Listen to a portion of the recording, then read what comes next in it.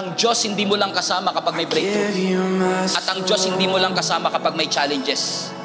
Kahit sa gitna ng mountaintop at valley low, nandun si Lord. Kasama mo ang Diyos pag na-promote ka. Kasama mo ang Diyos pag nawalan ka ng trabaho. Pero yung araw-araw kang pumapasok sa trabaho, kasama mo pa rin ang Panginoon. Hindi lang natin na-appreciate kasi yun ang ordinary. Marami sa atin nagsisimba para magpasalamat. Grabe ginawa ng Diyos. At marami rin nagsisimba para may matinding gawin ang Diyos. Pero minsan nakakalimutan nating ipagpasalamat yung araw-araw sinusustain niya tayo.